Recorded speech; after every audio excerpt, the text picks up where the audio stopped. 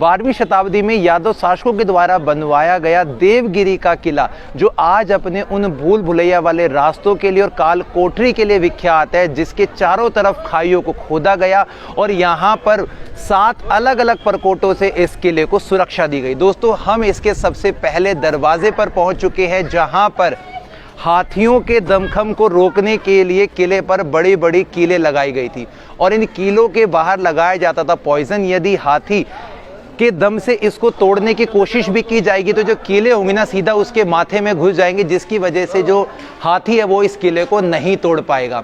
और यदि मान लीजिए कि हाथी ने इस किले को तोड़ भी लिया तो उस केसेस में हाथी सीधा दीवार पे जाकर टकरा जाएगा और टकराने के बाद में या तो उसकी मौत हो जाएगी या कुछ समय के बाद में वो हाथी जो है वो पागल हो जाएगा। 1187 के वक्त में राजा भिल्लम पंचम यादव ने इस किले की नींव रखनी शुरू कर दी थी और इतने अलग अलग कोण एंगल्स में इसके दरवाजों का निर्माण किया कि दुश्मन इस किले को भेद पाने असंभव से मानते थे।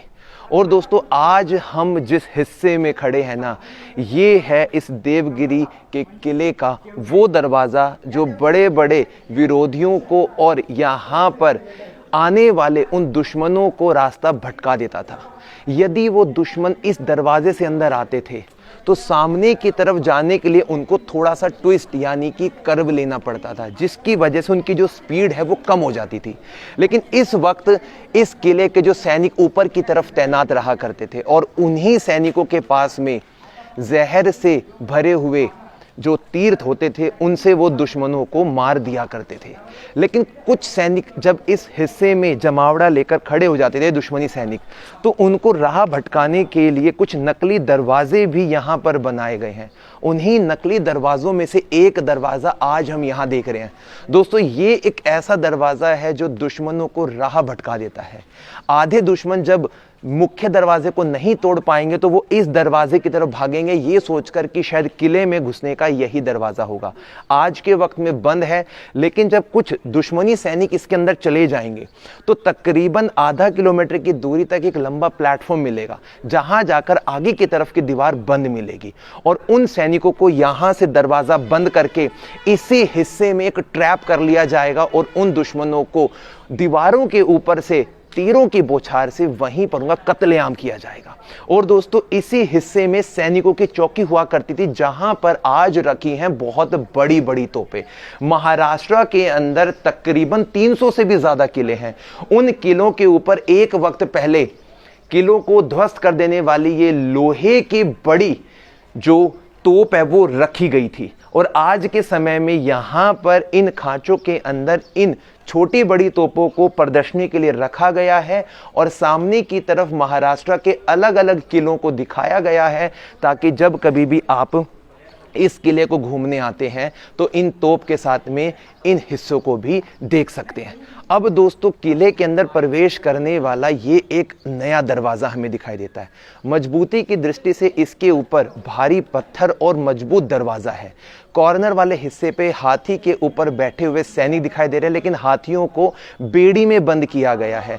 ये इंडिकेशन देता है कि यहाँ पर अगर हाथियों से हमला होता भी है ना, तो हाथी उस हमले को नहीं झेल पाएगा, जो कि हमने पहले दरवाजे में देखा था, और वो पागल होकर दीवार में टक्कर मार के कुछ समय के बाद में मर जाएगा।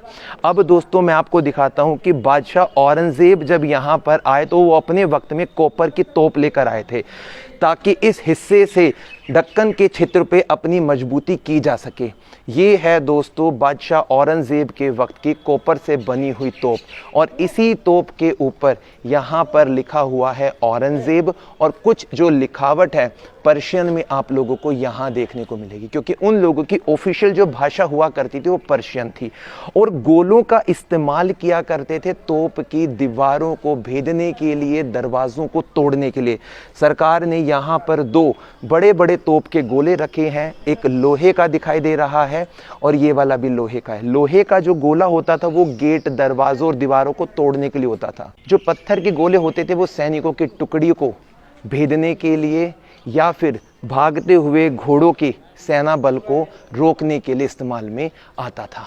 दोस्तों, यदि कुछ सैनिक अब यहाँ से इस किले के अंदर घुस जाते हैं और इस दरवाजे को भी भेद देते हैं, तो यहाँ के यादव राजाओं ने उन सैनिकों को मारने की एक नई रणनीति बनाई, वो मैं आपको दिखाता हूं।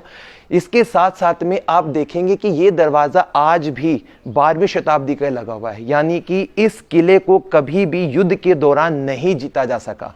ये किला अजय दुर्ग है और इस किले को भेद पाना बहुत मुश्किल था, इसलिए इतिहासकारों ने इसे अजिंक्य दुर्ग की श्रृंखला में रखा। सैनिकों की टुकड़ी तैनात रहती थी यहाँ पे। अब दोस्तों हम देखते हैं उस समय की एक ऐसी अद्भुत तकनीक जो यहाँ के दुश्मनों को इतना पागल कर देती थी, भूल भुलैया में अटका देती थी।